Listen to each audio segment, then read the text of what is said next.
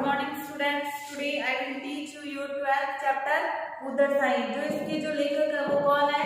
जयशंकर प्रसाद है। वो इसमें क्या बताते हैं कि प्राय जो संसार में जो व्यक्ति होती है उसको कैसे देखा जाता है, उसको उसकी पर्सनालिटी के रूप में देखा जाता है। उसकी बाह्य जो वेशभूषा होती है, उसका रंग रूप होता है, उसके आधार पर उसको जज किया जाता है। लेकिन मानव के अंतर्मन के भीतर छिपे दिव्य मानवीय गुणों को पहचानने में संसार कई बार धोखा खा जाता है। लेकिन मानव के अंतर्मन में क्या है, वो अंदर से कैसा है, इसको पहचानने में जो लोग होते हैं वो बहुत बार धोखा खा जाते हैं। लोग जल्दी से उसको पहचान नहीं पाते हैं।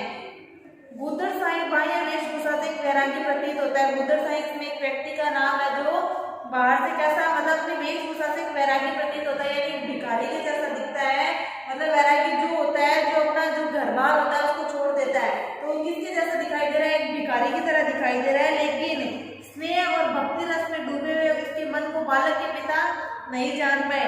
लेकिन उसके मन में कितना स्नेह भरा हुआ है, कितनी लोगों के लिए इज्जत भरी हुई है, उसको उस बालक के पिता नहीं पहचान पाए। उस बालक, मतलब बालक किसको कहा गया है यहाँ पर, एक मोहन नाम का लड़का है, उसको बालक कहा गया है, ठीक है। और उसके पिता है वो उस भिखारी को, मतलब उसके प्रेम को पहचान नहीं पाए। बुद्धर साई ने वह दिव्य चिंतन दृष्टि पा ली थी जो बालक की निरीहता एवं लीलाओं में भगवान का रूप खोजती थी। मतलब कि यहाँ जो बुद्धर साई है उसके बारे में बताया गया है कि जो वो व्यक्ति था उसने उस बच्चे के मन में क्या छुपाया वो सब कुछ पहचान लिया था। इस निराले एवं अद्भुत व्यक्तित्व का प्रभावशाली चित्रण इस कहानी का विषय है। मतलब कि ये जो अद्भुत व्यक्तित्व छुपा हुआ है किसके अंदर, उस बालक के अंदर, उसका वर्णन और जो ये बुद्धर साई होता है इसका वर्णन इस लेसन में बताया गया है। तो let's start our chapter. Sai और साई, एक लड़के ने पुकारा।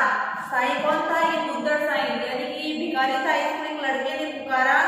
साई घूम पड़ा। जैसे उसने उस लड़के की आवाज सुनी, उसने मुड़कर पीछे देखा कि एक 8 वर्ष का बालक है वो उसे पुकार रहा है। आज कई दिन बाद मोहल्ले में साई दिखाई पड़ा। वो बालक क्या कहता है कि आज बहुत दिनों बाद मुझे साई है वो इस मोहल्ले में दिखाई पड़ा है। साई वैरागी था, यानी कि जो अपना घर बार छोड़ देता है उसको बोलते हैं वैरागी।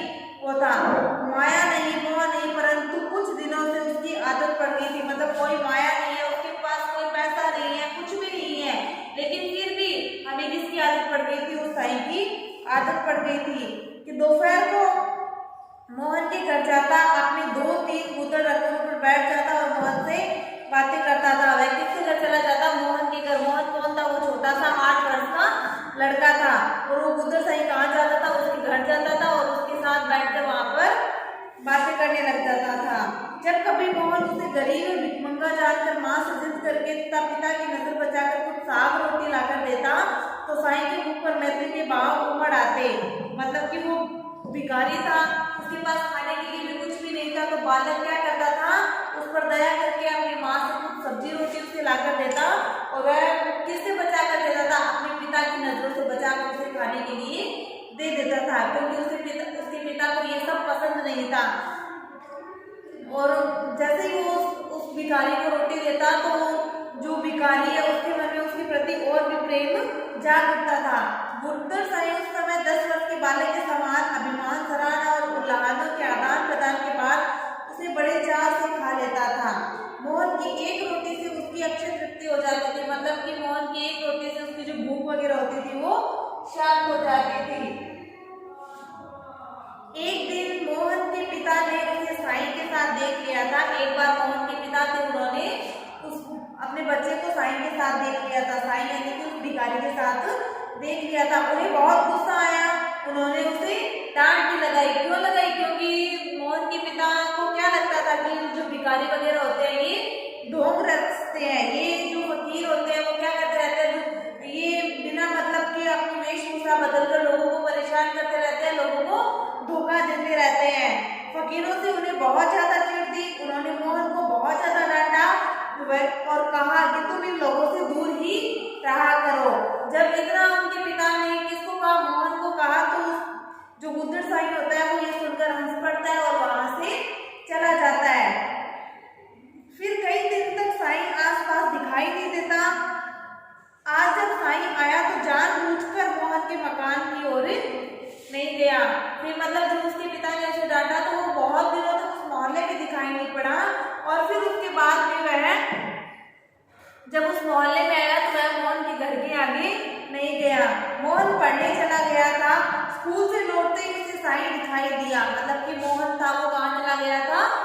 चला गया था। जब वो स्कूल से वापस लौट रहा था, उसे कौन दिखाई दिया? वो साईं दिखाई दिया। उसने साईं को पुकारा और साईं उसके पास आ गया। मोहन ने उससे पूछा कि तुम आजकल क्यों नहीं आते हो, तुम्हारे बाबा बिगड़ते हैं। ये जवाब किसने दिया? उस साईं ने मोहन को कहा कि तुम्हारे पिताजी है, उन्हें गुस्सा आ जाता है मुझे देखकर, इसलिए मैं नहीं आया। नहीं, तुम रोटी ले जाया करो, भूख नहीं लगती है। मतलब कि वो क्या कहता है, बालक मोहन क्या कहता है कि तुम रोटी ले जाया करो। तब वो साईं क्या कहता है कि मुझे भूख नहीं लगती है। तब वो जो मोहन होता है वो क्या कहता है कि अच्छा ठीक है, तुम जरूर कल वापस आना, भूलना मत। इतने में एक अन्य लड़का साईं का गुदड़ खींचकर भाग जाता है। जब वो मोहन और वो साईं बातें कर रहे होते हैं, इतने में एक लड़का आता है और साईं ने अपने ऊपर एक गुदड़ गिरा कर रखता है, यानी एक कपड़ा होता है, चिथड़ा होता है, वो गिराकर अपने कंधे पे रखा हुआ होता है। तो वो जो लड़का होता है वो उसे छीन कर ले जाता है। गुदड़ लेने के लिए साईं उस लड़के के पीछे दौड़ता है। गुदड़ लेने के लिए साईं क्या करता है? उसके पीछे दौड़ता है।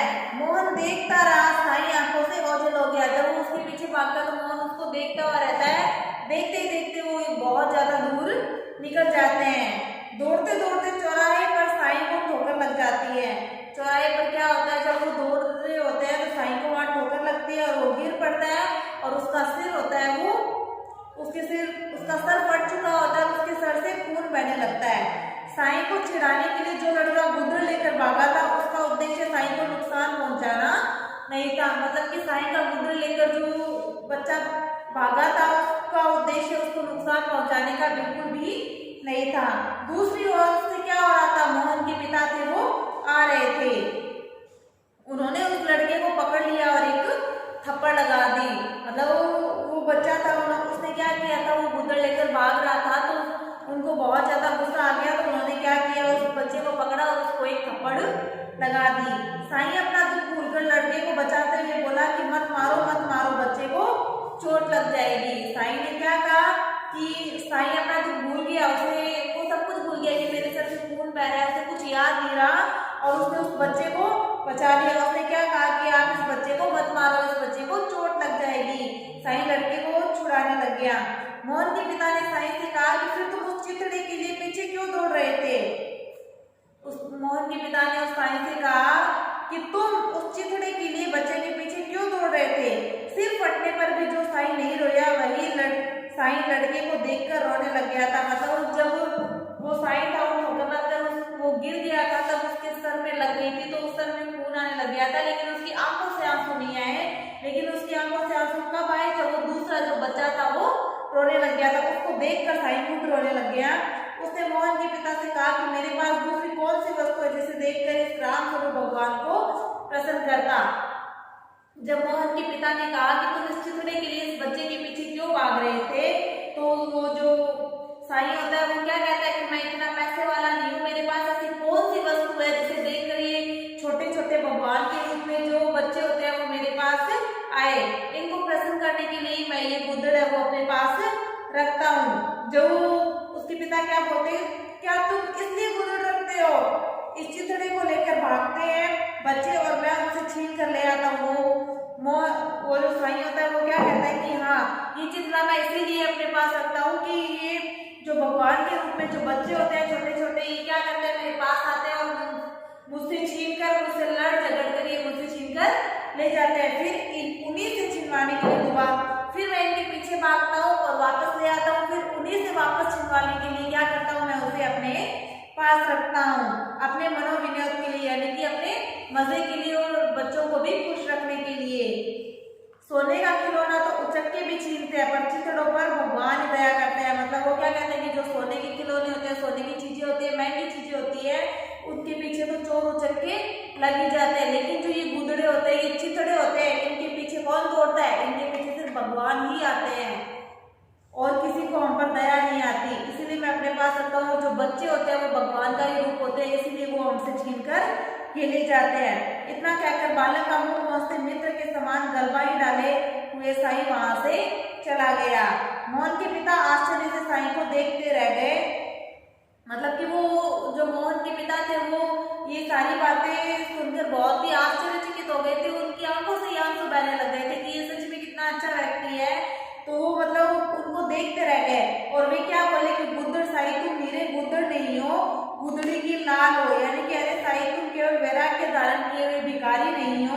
बल्कि उन सारे वैरागियों में सबसे महत्वपूर्ण पुत्र हो, तुम धन्य हो।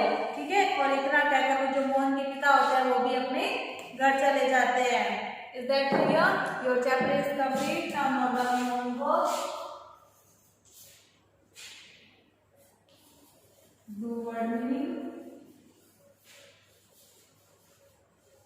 in your free notebook. Is that clear? Thank you.